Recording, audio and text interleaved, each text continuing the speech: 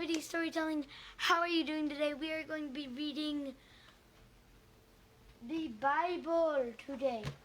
But first up, we are going to be doing the joke of the day with my brother Daniel No, here. we're going to be doing the synopsis. No, the joke's first. Okay. We're going to be doing the joke of the day with my brother Daniel. Then we are going to be doing the synopsis with my sister Kim. After the Bible. After we do the Bible, and then we are going to be reading Twice Read! Yay! And make sure to hit the like button, subscribe, and hit the bell to never miss another video. Here's the joke of the day. Okay. This is a two-part joke. Yeah, I'll just... Knock knock. Who's there? Canoe. Canoe who? Canoe come out and play. I don't think he can because of Corona. I don't think he can because it's too cold. I don't think he can because he has Corona. Say hi to Jessica. Hi, Jessica! Hi, Jessica! Hi, Jessica. Say hi to Granny Bear. Stop. Say Hey, hi, Granny Granny Bear. Say Okay. Granny Bear. Are we ready? We ready for the Bible? Love you. The Bible? The Bible. Bible. Bible. Tell them tomorrow that Daniel will have a totally different look because he's getting a haircut. Hi. Oh, no. So, No. new look coming soon. Somebody in this group is going to be getting a haircut, and it's not me. So, Some two All right. buddies. so we read Psalm 23 yesterday. This is the English Standard Version of the Bible. Hi, Rebecca. And I did not move my ribbon from my Bible. Jessica said she loved the joke. All right, so we're going to read Psalm 24. Jessica, I hope that you're enjoying the story. We started it, and we were really pleased to have you with us Annoying? yesterday. No, she wasn't annoying. Why are you rubbing my hair? Anyway, we're really pleased that you stayed with us and listened, and I hope that you're enjoying the story. I'm going to read now Psalm 24. This is the English Standard Version of the Bible, a Psalm of David, Psalm 24. The earth is the Lord's and the fullness thereof, the world and those who dwell therein. For he has founded it upon the seas and established it upon the rivers. Who shall ascend the hill of the Lord, and who shall stand in his holy place? He who has clean hands and a pure heart, who does not lift up his soul to what is false, and does not swear deceitfully.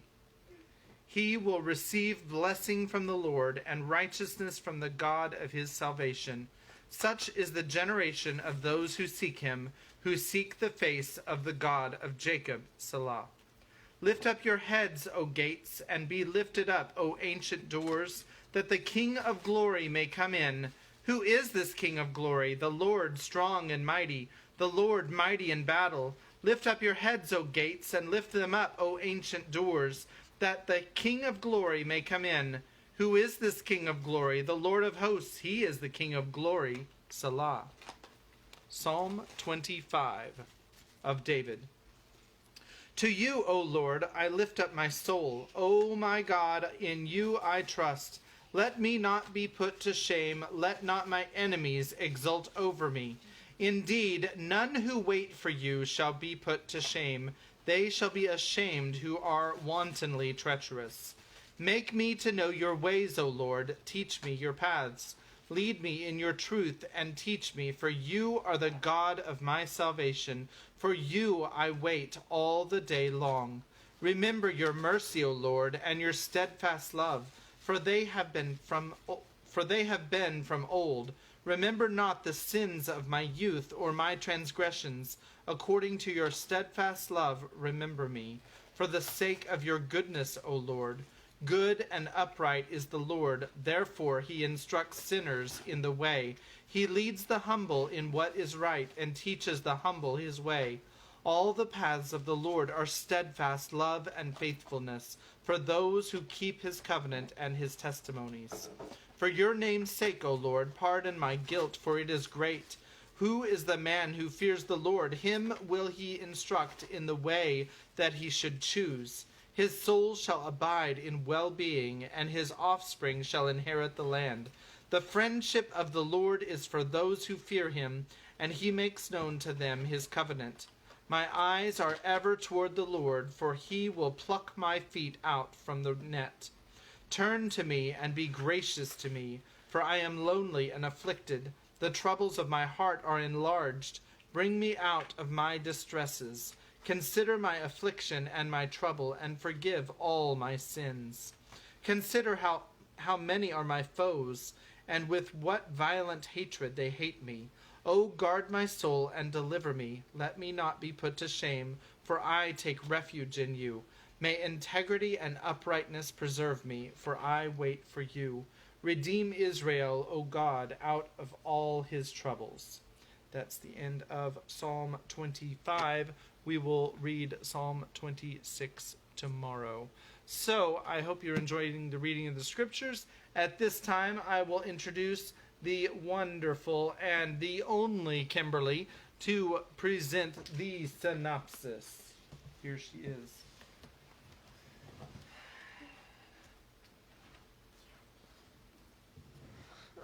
Hello. I'm not really doing very well today. My aligners have been hurting pretty bad. But what happened in the last few chapters was we're introduced to Onesimus and Irene, sorry. Very close. Iris and Irene.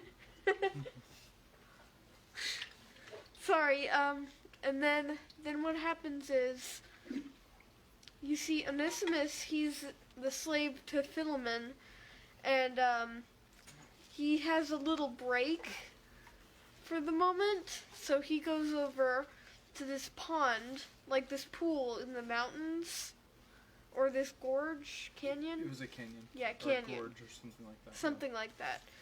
And then he finds this girl, Irene, in the gorge, in the pool in the gorge. And so he takes her down, and then Irene's nursemaid is like really mad at him because she's like, you took Irene up the gorge and etc. And she said, no, he took me down. And he said, I saw that she wandered too far, and I had to make sure that she didn't get hurt. And then he goes over to his master and tells, because his master, he's talking with this guy who's Irene's dad, and he's like talking business and everything, and then so he stays there for a bit and tells, oh hey, I helped your daughter go down the gorge because she strayed in her playing up the gorge, and I needed to make sure she was safe. And that's why I was late, because he actually ended up being late. And then, And what did Polemon give him? a gold coin for, he gave him a gold coin for helping her. Helping her. And what was Polemon there doing? He was, buying wool. And so, at the end of the day, they left, and then what happened was, Onesimus, he went over to his mom, and she told him stories about his dad, and, Is his dad, why isn't his dad there? because he died, because, you see, he originally wasn't a slave, but then he got, something happened and he got sold into slavery. But he was a really obedient slave, right? No, he was like the worst slave you could ever think of. He didn't do anything that he was told to do, and he actively rebelled. And eventually they beat him so hard that he died. And was that Philemon that did it, or was No, that it was former master? Former master. Mm. And then what happened was, Onesimus, he really, really wants to be freed. and his mom had been saving a ton of money for him. And then what happened after that was we actually heard a bit about Jesus too. And that's about it, right? Sure. We heard a little bit about Jesus. And his followers. And his followers. And I'm going to try something here just a minute. Because my legs were going over the side yesterday. And so it was a little crazy. Alright. Hi. So, now we're on chapter 3. And I hope everybody's enjoying the story. And I'll just start right here. How about that?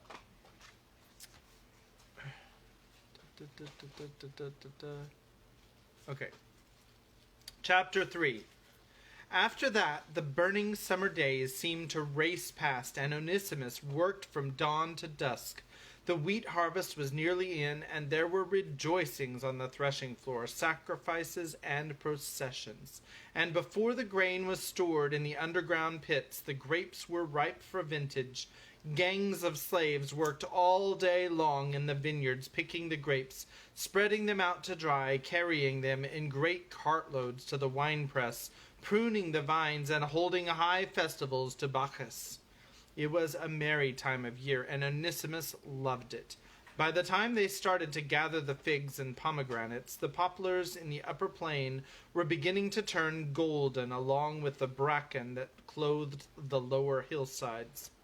The air was heady and sweet as good wine, and every housetop was gay with its store of raisins, figs, corn, and pomegranates drying in the sunshine. Cool and clear were the mornings, with mists rising from the river in the valley, and all the trees heavy with fruit.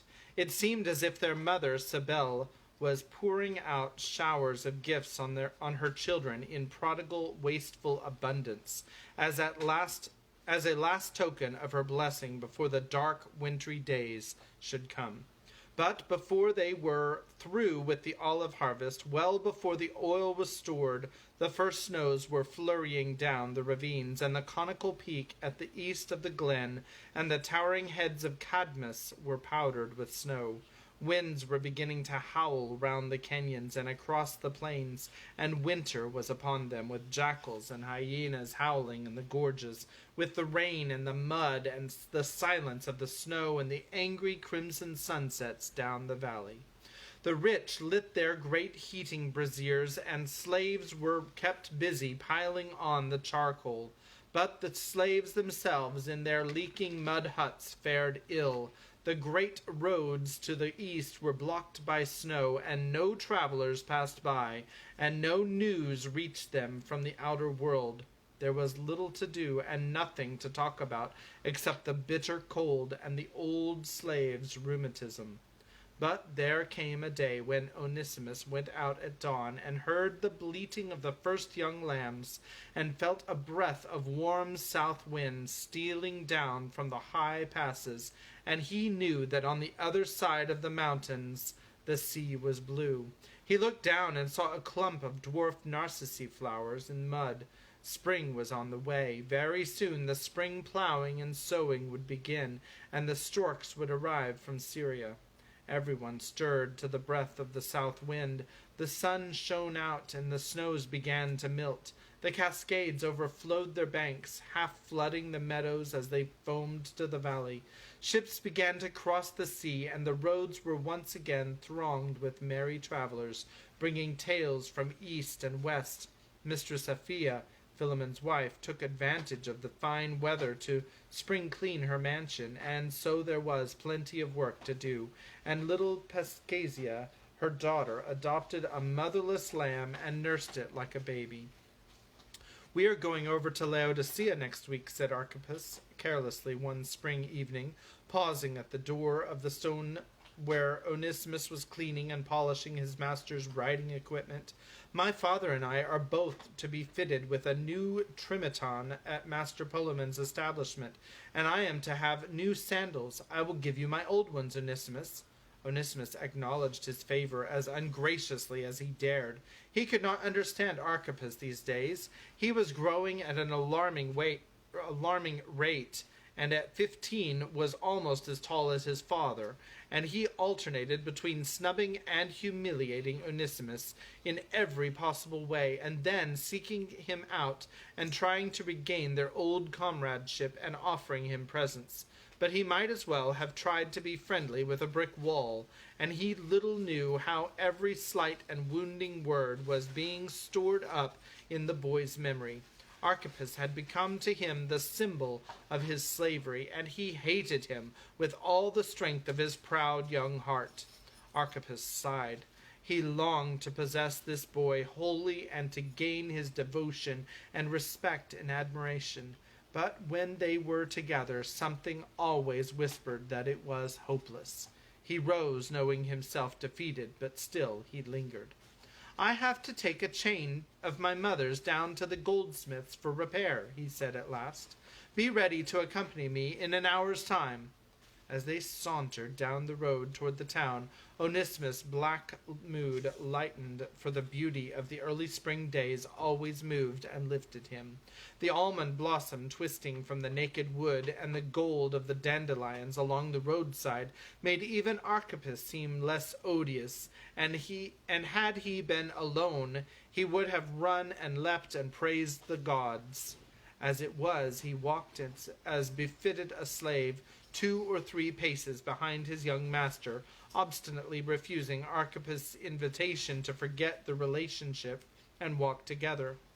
I hope my father will take you in attendance tomorrow, said Archippus generously. The streets of Laodicea are a real sight after the dull little streets of Colossae, and they say that Master Polemon lives in a marble mansion. Little Mistress Irene, no doubt, will have grown throughout the winter. I must take her some little gift. A small cloud passed over the fence of the sun, and Onesimus trudged on in silence. The messenger who came to summon us to Laodicea, brought news of the world beyond Colossae, went on Archippus with a little laugh. In Thyatira, the dye merchants are complaining about the Jewish settlers. The new emperor Nero flourishes in Rome, and no emperor has ever lived so gloriously or in more royal style. Down in Ephesus, the Greek traders and the local silversmiths have been rioting in the streets again. The priests are anxious for the honor of their goddess, and not only on account of the competition of trade. There are rumors of a strange new teaching that seems to be taking root everywhere, the teaching of some Jewish peasant who died by crucifixion in his own capital. It is strange how ignorant people will fall for every new-fangled ridiculous fable they hear. Jesus, said Onesimus, startled into speech. They say he rose again from the dead. Where and from whom did you hear that? Asked Archippus, turning round sharply.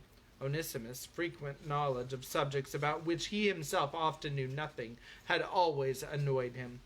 I hear these things, replied Onesimus lightly, for the memory of his father was a wound he had never shown to Archippus. Well, they say the teaching has already taken root in Hierapolis, went on Archippus, a native of our own city Colossae, who has been working with some tent-makers at Ephesus, has been wintering there. The followers of Jesus are making quite a stir. They cease to fear the demons or to offer sacrifices, and they worship. They cease to fear the demons or to offer sacrifices, and they worship one invisible God.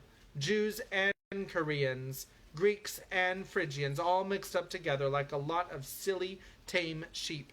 They say that the temple priests as well as the Jews have tried to suppress the movement, but these people are patient under persecutions. One of their maxims is to love and forgive their enemies. That is what their crucified peasant leader of theirs did. "Well, I don't want to love or forgive my enemies," said Onesimus with quiet finality, and the two boys fell silent until they reached the town. It was a prosperous little town, centered on its wool market and its purple dye works. On the outskirts stood a fast-growing Jewish colony with its isolated, unpopular community. The boys sauntered through the streets, lingering near the open-fronted shops. Delicious smells came from the cooked meat shops, and merry crowds jostled with each other at the entrance of the wine shops. Watered gardens with marble statues lay between the streets where children ran and shouted, playing hopscotch or bowling their hoops. They passed the temple and the school where Archippus had once learned reading and writing and mathematics, Latin and Greek. It was always a source of wonder to Onesimus, who would have given almost anything to learn to read, that Archippus had persuaded his father to take him away from school so early. "Geometry, astronomy, philosophy, and music," he had exclaimed to Onesimus. "What good will they ever do me? I want to learn to take over my father's farm, and trade and make money and travel. Am I not his only son?" And since this was an argument that had appealed to Philemon, Archippus had left school at 13, and 2 years later was already showing himself an able overseer with a flair for money-making. The goldsmith shop was in a small side street, and they found him intent on heating his gold in a little crucible that looked like an eggshell. Heating and refining. He crouched over his furnace, absorbed in his work, till the 7 times purified liquid showed him his own face as in a mirror. The boys, unwilling to interrupt him, stood waiting. Archippus stared thoughtfully at the exquisite little chain and pendant. "I should like to hang that round the little white throat of Mistress Irene," he said. "And see, Onesimus, these bracelets. What cunning craftsmanship! And these curios, 2 little figures of the gods." He roamed restlessly round the shop, but Onesimus stood still, watching the bubbling metal and the skilled hands of the craftsman purging the gold of its dross. At last the old man looked up, and Archippus handed him the broken necklace and explained what his mother wanted done. Very respectfully, the goldsmith promised to have it ready next day. Bless you.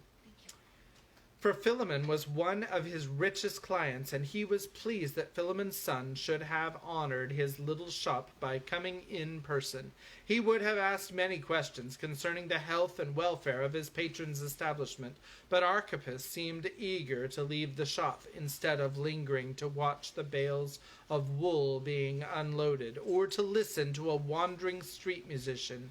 He hurried on at a round pace until the two boys were once more on the steep track that led to their upland farm. "What is the hurry, master?" asked Onesimus in surprise, pausing for breath at the bottom of the hill. "You should be back at your work," replied Archippus. "My father will be needing you. Come, don't dawdle about." He was already hurrying ahead when Onesimus called to him.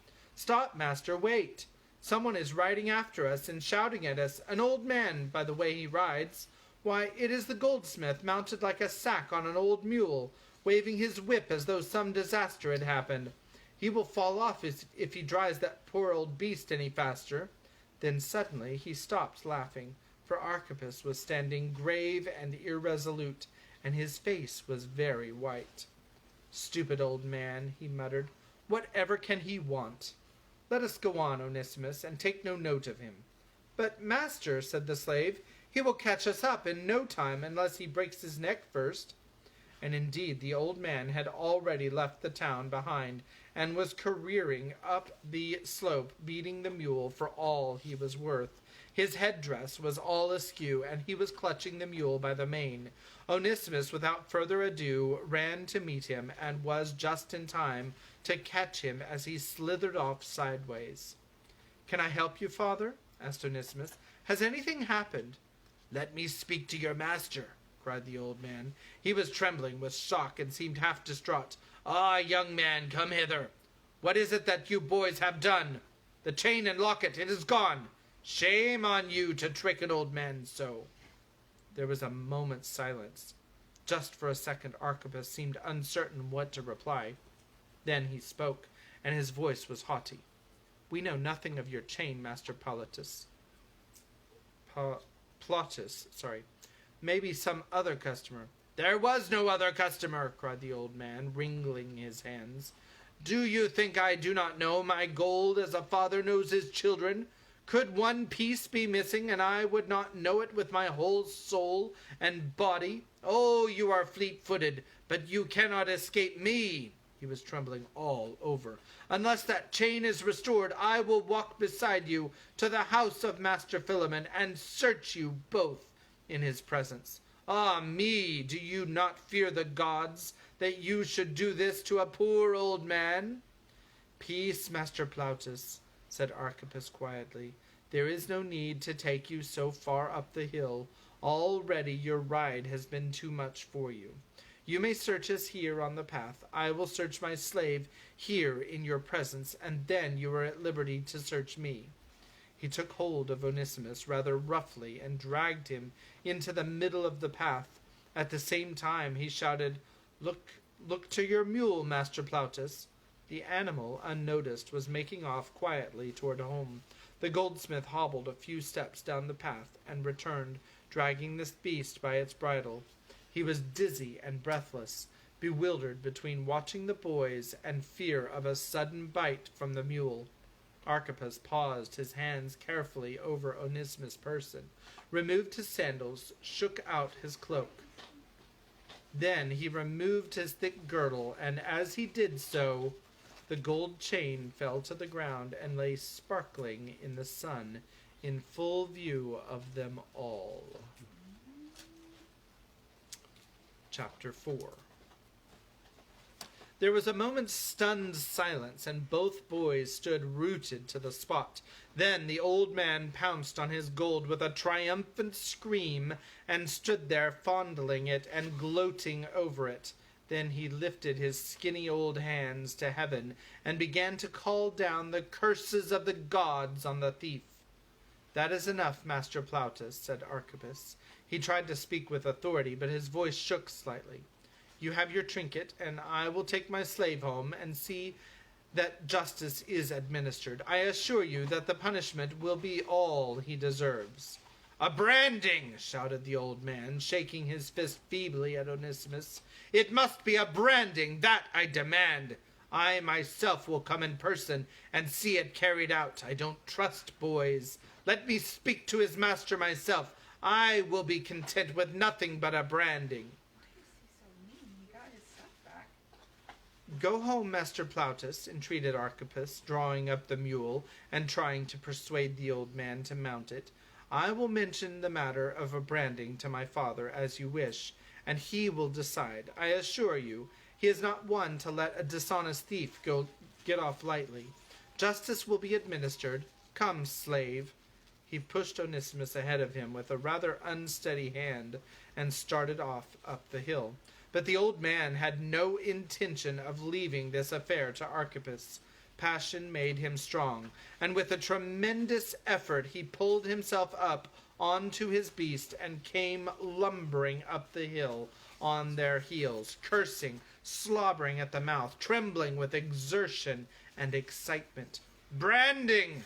The goldsmith was muttering the word over and over again. The mark of a thief burned indelibly on the forehead of a slave, proclaiming his disgrace and his slavery till the day of his death. No man with that mark could ever again hold up his head among free men, and Onesimus was 13. He had a long way to go. A wild idea of flight seized him, and he looked around in desperation, but there was nowhere to flee to. The upper plain stretched for miles, with no hope of a hiding place, and that wretched old bag of bones puffing along on the mule behind him would soon track him in the town.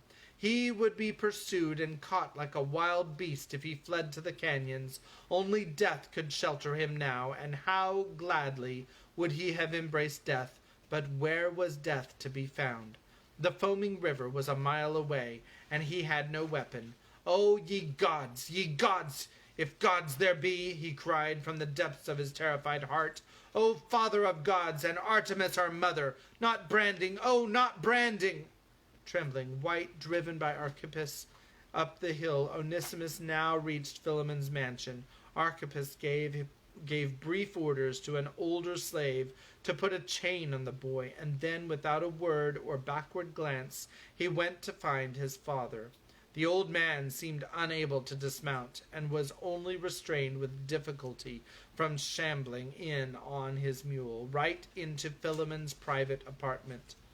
They stood waiting. Apart from the babbling of the old man, it was very quiet.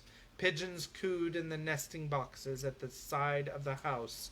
A small slave girl passed by on an errand and gave Onesimus a quick, compassionate glance. Her slender little figure and dark tresses reminded him of another, and quick tears started to his eyes. What if she could see him with the mark of the brand on his forehead? But he must not weep in front of Archippus. That was the most important thing of all. With difficulty he lifted up his chained hands and wiped away the tears. And then a slave appeared at the door of the outer courtyard and bade the party enter. Seeing the mule joining the procession, he helped the exhausted old man dismount and half dragged him, half carried him into the presence of Philemon. Philemon sat in the doorway of his apartment, which opened into the atrium, and behind him, in the shadows, his wife, Apphia, was stitching at her embroidery, the golden Phrygian embroidery famous all over the Roman world. Her 5-year-old daughter, Pascasia, played at her feet. Archippus, half hidden behind a pillar, stood waiting on his father. Onesimus saw these things in a dream, and even the babblings of the old man now seemed far away and unreal. He hardly heard what he said, nor cared that all eyes were upon him as he stood there, young and pitiful, and in chains. Only his heart kept calling out, not branding, not branding. But to whom he called, or whether there was any to hear, he did not really know. So you see, my noble master, finished up the old man, suddenly falling flat at Philemon's feet, whether from reverence or exhaustion no one quite knew. He must be branded. Let us heat the irons, that I may witness the punishment, and be off to my humble home.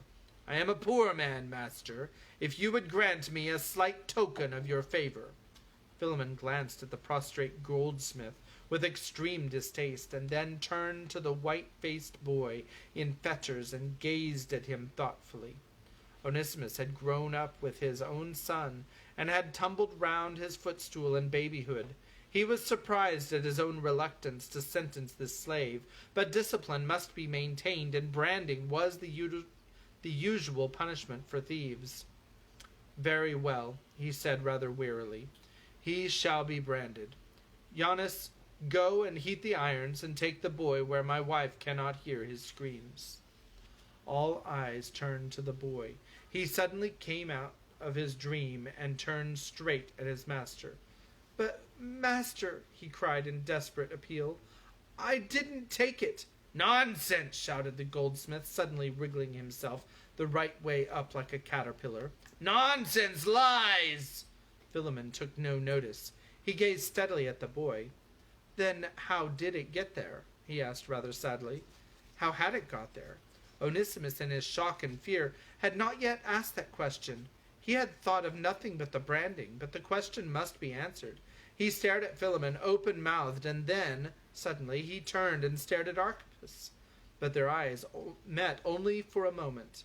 The older boy flushed crimson and turned away. There was a long silence, broken only by the chattering of the goldsmith, and Philemon looked first at his son and then at his slave, and the blood seemed to thunder in Onesimus' head till he thought it would burst. Gold cannot disappear without hands, said Philemon at last, and you knew the price. Take him away, Giannis, and do it quickly. Archippus suddenly stepped forward. He did not look at Onesimus, but stood in front of his father, hands clasped, pleading. Father, father, he cried, not branding. He's only young, father, pardon him. Let him be beaten with rods, but not branding." His father hesitated. Archippus, spurning the old man out of his way with his foot, fell on his knees before Philemon. "O father, have mercy!"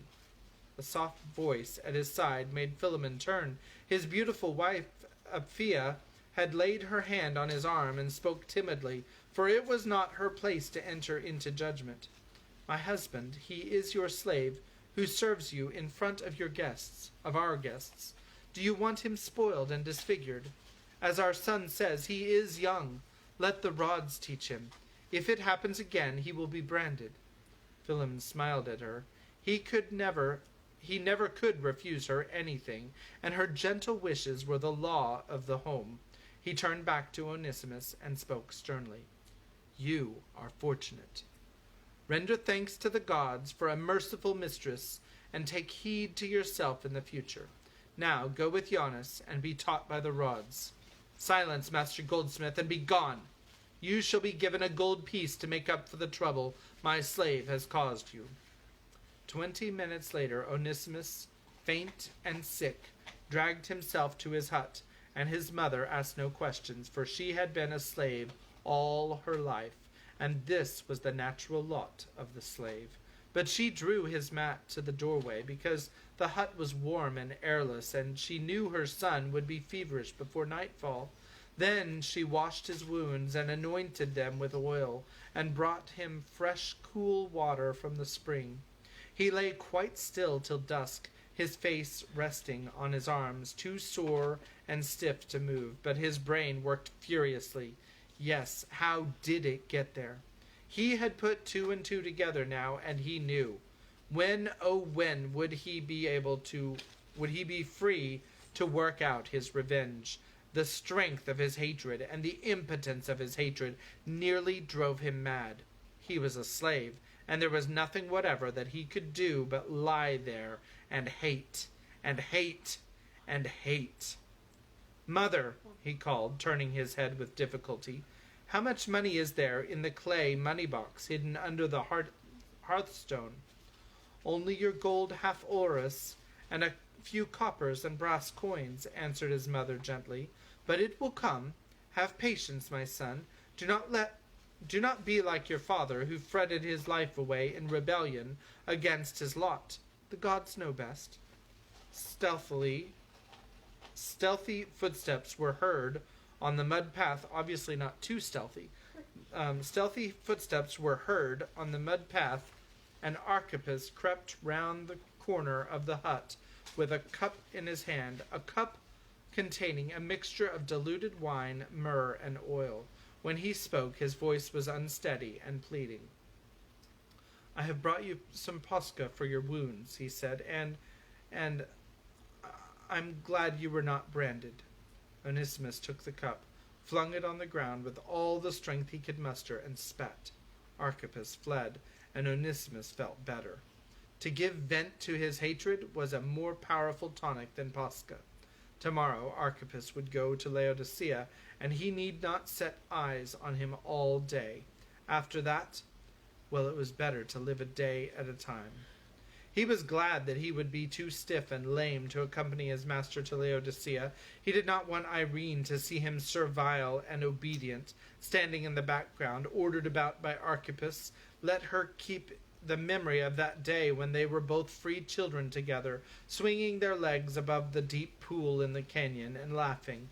The thought of her somehow eased his misery, and he fell into a restless sleep and dreamed that they were once again back in the canyon, but that she was running ahead, beckoning him to follow. The cascade was roaring, but the grass between the rocks was soft to the feet, and spring flowers seemed to bloom in her tracks, and he knew she was going up and up on swift, tireless feet to the hidden lakes and the snowy summits, to freedom and beauty and life, and he was free to follow. And then he awoke to pain and darkness and fever and cried out for his mother. Next day he dragged himself out onto the hillside and sat resting till the sun was high in the sky, warming a little of the stiffness out of him. He watched the procession set out for Laodicea across the upper plain and disappear over the first descent into the valley. Archippus and Philemon were mounted on beautiful steeds, wearing colored coats made in the best style of the Laodicean factories. A small retinue of slaves followed, mounted on humbler beasts, and Onesimus followed them in his imagination. They would jolt downward to the lower plain, which was green, warm, and luxuriant, and sheltered from the snow and winds that roared across the plain above. Then the valley would be directly beneath them, and they would jog down the stony tracks between the bare vineyards and silver olive groves to join the eastern highway in the valley. The eastern highway, the very words thrilled him, for 4 great roads converged on Laodicea, and the traveler could turn where he would, and the world lay before him. Often in his imagination Onesimus traveled on those roads, northwest to Philadelphia and to Sardis, the wealthy, luxurious city with its gold-bearing river running through its very marketplace, northeast to the Phrygian plains, the Taurus mountains, the Sicilian gates, and on to the lands of spices and ivory, south to Perga, where the mountains rolled down to the coast, west to the great seaport of Ephesus, the blue Aegean Sea, the islands, the land of his father, the mountains of the gods.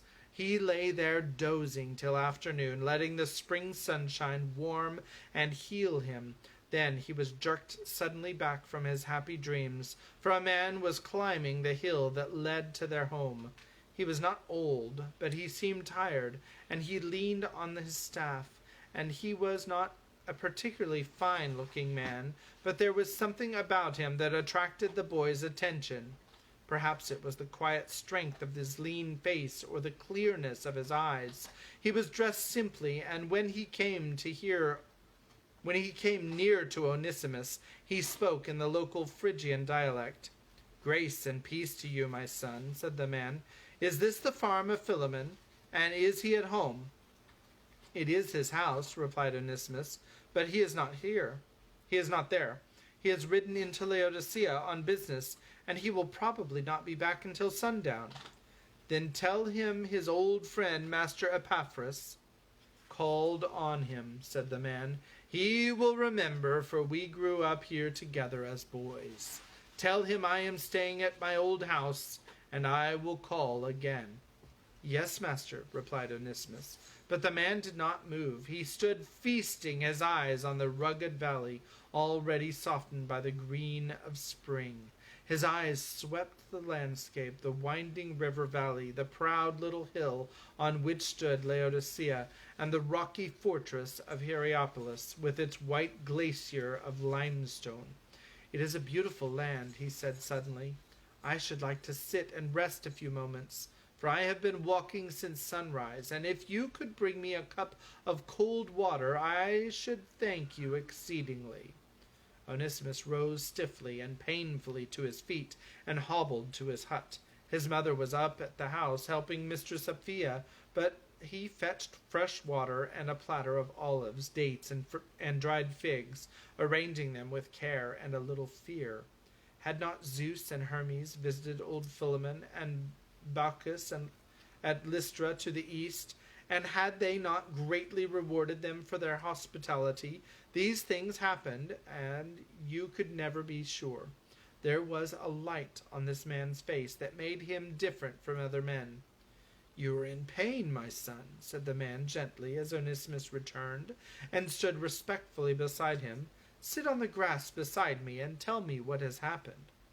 Onesimus got into a comfortable position and scowled. "I am a slave, master," he said, "and yesterday I was beaten with rods for a crime I had not committed." "That is hard," said Epaphras, "but it has happened before.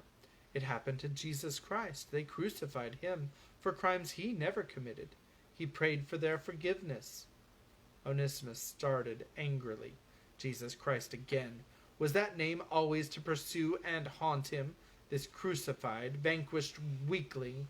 But he controlled his annoyance and answered politely. "Well, master, it did not do him much good, did it? If they crucified him, I mean. It would have been better to have resisted. I mean, they conquered him in the end. Oh, but now, said Epaphras, at the right hand of God, exalted, he is conquering thousands by his love. Love is stronger than death and stronger than hatred. It conquers all in the end. It has conquered me. But I do not want to be conquered, persisted the boy. All my life I have been a slave, but one day I shall buy my freedom. I want to be free to go where I wish and to do as I please and to revenge wrong. I hate this bondage, and I hate those who accuse me falsely and punish me without cause. But Jesus Christ can set you free today, replied the man, and his voice rang with triumph. He can free you from your discontent and your hatred. Tell me, does your hatred make you happy? The boy was about to answer and then hesitated. He suddenly remembered how in the night he had wept out his hatred into his pillow and cursed the darkness, and how he had thought that the dawn would never come. He remembered, too, the peace in his mother's eyes when she had risen up to bathe his wounds and to give him a drink.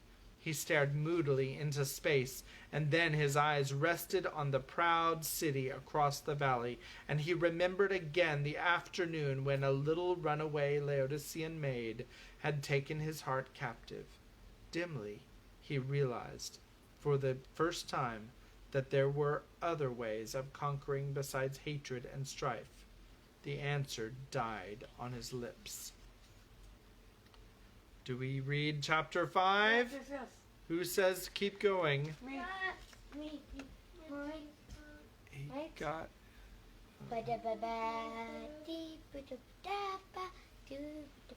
Oh, okay, yeah, they're making little Lego miniatures from the Advent calendar. Okay, so who says we go on? Daniel said yes. JJ said yes. JJ said yes. Yep, I want to go. Kimmy's tired. Kimmy's tired. Granny Bear says keep going. All right, so we keep going. I can listen to my elders. It's fine. All right, chapter 5. If this teaching brings us sure hope of eternal life and joy, let us take heed to it. It was Aphia who spoke, her hand on her husband's knee, her face lifted to his. Epaphras had visited his old boyhood friend in the morning, and they had been delighted to see each other, and Philemon had ordered a sumptuous midday meal. But the food had grown cold and lain almost untouched on the platters as Epaphras revealed the real purpose of his visit. Far into the afternoon he and Philemon had talked and argued, and Archippus had sat listening, clasping his knees, sullen and silent. And in the shadows of her room, Aphia too sat listening unnoticed, for this was men's talk, and nobody supposed that she was paying any attention. And now the guest was gone, and the all but untasted food had been removed. Archippus had gone to his duties, and Philemon and Aphia were left alone. Then, in the quiet of the evening hour, she had come forward and sat down on a low stool at her husband's feet. "How have I feared death?" cried Aphia. "Often in winter, when the goddess mother mourns her daughter, who has returned to the underworld, and the wind moans in the rocks, and the jackals howl in the canyons, and the nights are long and dark, I have thought, is this what death will be like, to go out into the winter gloom of the underworld where demons howl? Our dead go in through the doorways of our Phrygian graves, but who has ever come back to tell us how they fare except this Christ?" By the way, I'm really sorry. My ADD mind just diverted when she was reading about the goddess mother mourns the daughter who returned from the underworld, and that reminded me of the online one-room schoolhouse. Yeah, I thought of it too. Yeah, Kimberly thought of it too. Persephone has to go to the Yep. underworld because of Yeah, Sarah. Kimberly, Persephone has to go to the underworld. There it is. All right. All right.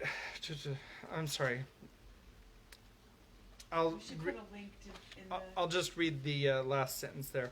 Our dead go through the doorways of our Phrygian graves, but who has ever come back to tell us how they fare except this Christ? But my love, murmured Philemon. Good night. Oh, I thought you said it for real. Murder. But my love, murmured Philemon, deeply moved in spite of himself, a crucified Jew, a Galilean peasant, put to death by the Romans. It is fantastic. Little Pascasia wandered into the room, and her father lifted her onto his knee. But he conquered death, insisted Apphia, and he endured that crucifixion of his own free will. No one conquered him. Have you forgotten what Master Epaphras said? His death was an act of love, an atoning sacrifice. Have any of our gods loved like that? Artemis the huntress pursues to destroy, and Zeus in his paradise hurls thunderbolts at us. And we fear the demons who haunt the rocks and the gods who pay no heed. Do they come to us as he comes and say, "Fear not, or I am the way"? Hush, said Philemon, thoroughly alarmed. Do you not fear the vengeance of the gods, that you dare to talk like that? If gods there be, up there in the clouds, replied Apphia, boldly. He spoke of one God who came down to us and had compassion on us and suffered for us, and my heart tells me that this is the true God. Tonight I shall pray to him, and, oh, my husband, I entreat you to pray with me, as Master Epaphras taught us to do. Philemon sat in silence for a long time. A soft-footed slave... Sorry, it's a little distracting. Philemon sat in silence for a long time. A soft-footed slave came in to light the lamps, but his master motioned him away, and the room grew dark, and up above the vine trellises the stars shone down on them. Then the moon rose behind the mountains, flooding the little courtyard with silver light. But we should lose our trade and our contracts, he said at last. Men have been stoned and killed and crucified because they have followed this Christ. That Paul of whom Epaphras was speaking was nearly lynched 2 or 3 times in Galatia, and beaten up and imprisoned in Macedonia. Have you counted the cost, Apphia? Glory and eternal life, she replied instantly. Other men have endured, and so can we. Paul is preaching the news in Ephesus, and they say it is spreading like a summer fire. There are believers in Hierapolis, in Laodicea, in Smyrna, and in Philadelphia. They say there are a few names even in Sardis. The fire of the love of this Christ is spreading, my husband, and one day I believe it will blaze out through the whole world. Listen, said Philemon, torn between doubt and fear. I will do this. Yesterday, Master Polemon urged me to go and visit his friends at the seaport of Ephesus and try to join the guild. They export wool, and Polemon has mentioned me as an honest merchant. I had already proposed to go at the time of the Artemisia, and to take Archippus with me. I can do my business, and he would enjoy the games and the processions. The boy Onesimus can go with him to attend on him, and that will leave me free. Then I will visit this Paul myself, and hear with my own ears what he has to say.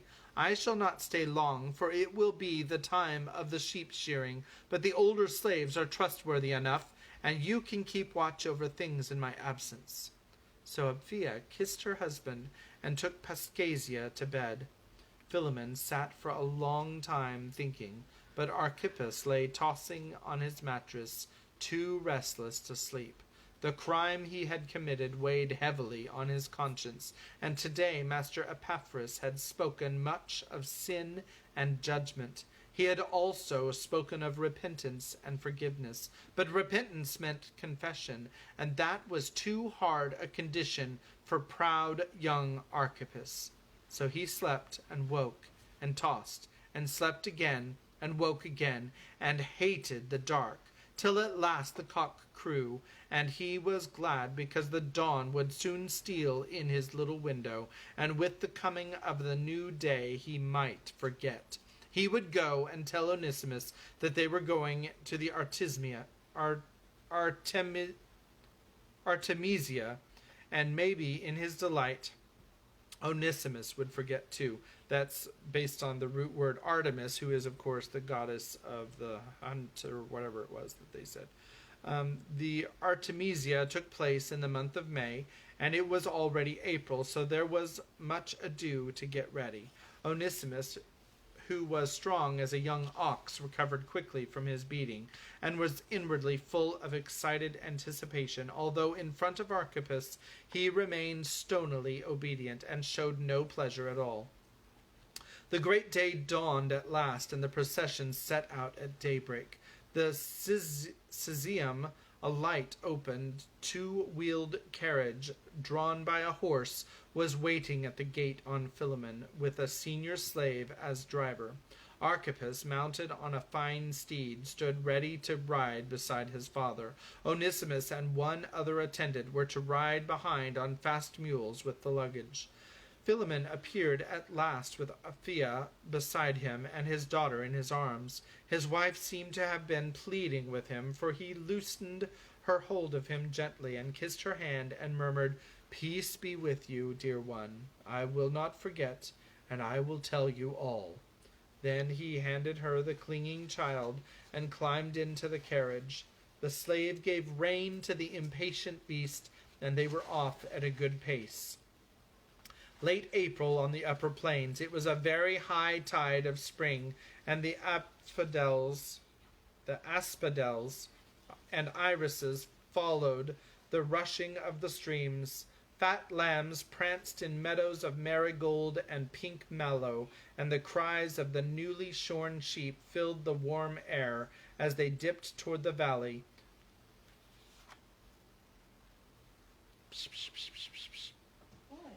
Nothing.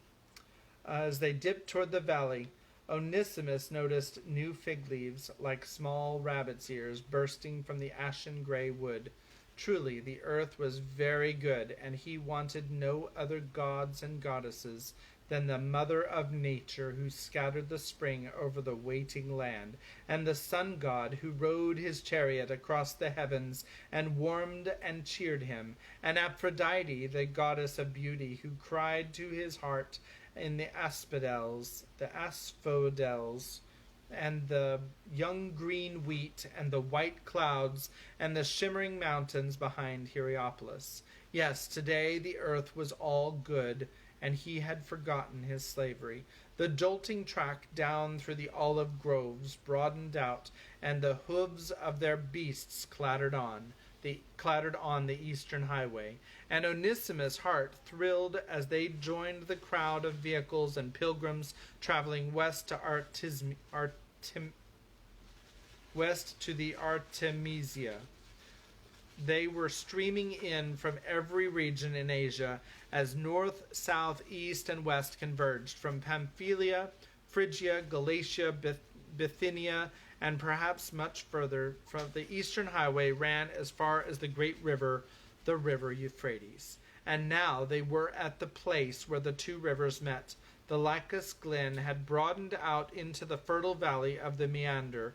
Now they were clattering gaily along beneath the very walls of Laodicea, which stood on a small hillock 150 feet or so above the valley. Its fortifications looked impregnable, but its Syrian gate was open, and travelers streamed forth to join the pilgrimage. "One day I shall walk through that gate a free man," said Onesimus to himself, and fell a-dreaming of beauty and freedom. Was little Mistress Irene out in the meadows this morning, gathering irises and asphodels? One day they would gather flowers together. Anything was possible today, for he was young and strong and happy, and it was springtime. It was a full 100 miles from Laodicea to Ephesus, and it was impossible to hurry, for as they traveled westwards, the highway became more and more thronged with carriages, litters, ox carts, gigs, mules, and horses, all going the same way. On the second day, the express courier from Rome, drawn by fast horses, fresh from the last government house, came thundering down the highway, the driver blowing his horn to warn everyone to get out of his way. Beasts shied, pilgrims on the foot beasts shied, pilgrims on foot screamed, and a light Sisyum was overturned as the horse swerved to the side of the road. But Onesimus paid no attention to the injured occupants. He was staring after that swaying chariot and the galloping horse. These men had come all the way from Rome, from the very presence of Nero, the glorious, new, god-like emperor. One day he would go to Rome. The inns along the road were overflowing, and Philemon and Archippus grumbled freely at the dirty, overcrowded accommodation and the cursing, squabbling hordes of travelers who kept them awake at night. Onesimus and the other slaves fared better, for they slept out with the beasts under the stars, and in this southern valley the spring nights were warm and the air was sweet. He enjoyed every moment of the crowded journey, with its jostling and fighting and joking, and at midday, when they had prepared food and his master was resting, he and Archippus would wade through the rushes and bathe in the river. At Antioch on the Meander, they crossed the beautiful six-arched bridge over the river and took the northern fork of the road to Ephesus. They were not far from the coast now, and the mountains on either side of the valley broadened out into a fertile plain. Rocks, cedars, and cypresses gave way to young wheat and bean fields and orchards of fig trees. It was a warm, sleepy, scented country. The tired pilgrims turned in early that night, for tomorrow, on the morning of the fourth day, they would reach Ephesus. Onesimus was up long before daybreak, and had groomed and saddled the horses, and swept out the chariot before the other slaves had opened their eyes. He was desperately excited, for today he would look on the city of his dreams. His master would rest on arrival, and in the evening of that very day he would visit the temple of Artemis, or Diana as the Greeks called her, the glorious mother of life and fertility. Tonight he would see her of whom men spoke with bated breath. What did he expect to see? He did not know, but surely tonight he would see perfect beauty, the very source from which flowed all the life and beauty he had ever known, or knew at that moment. The flowers at his feet, the dawn breaking over the eastward mountains behind him, the soft smell of the spring, and the face of a child. Tonight he would know and understand. That's where we're going to stop tonight. We are now on chapter 6. No. And that's where we will stop. We're page 49. And how many minutes So are we I hope that you're enjoying the reading of Twice Freed. Again, one of my favorites. I don't know. And it looks like Mom posted the link to probably the Persephone video. I recommend that everybody goes to see that. Sorry, something came up. I'll catch you guys tomorrow night. Jessica, I hope that you're able to watch the rest of it. I will send you a link to the YouTube video after I upload it. So, anyway, I think right now is the time for everybody to come up here and say goodnight to Granny Bear. And to Rebecca. Night. Good night. Bye. Good night. Not feeling good. JJ? I'm sorry. Wow. Lots of hearts and Good night. Ah! thumbs up. Oh! Tripped on Daniel. JJ tripped on Daniel. All right, we will see you later. That's what the big brother does. Is that Jessica back? Or no, it's not. Never mind. All right, I'll send her a text message later to send her a text message to the YouTube video so that she has a chance to see it. We had 4 people on. We did have 4 people for a long time. All right, so you guys have a good night. We'll see you tomorrow, and enjoy your weekend. All right, God bless you.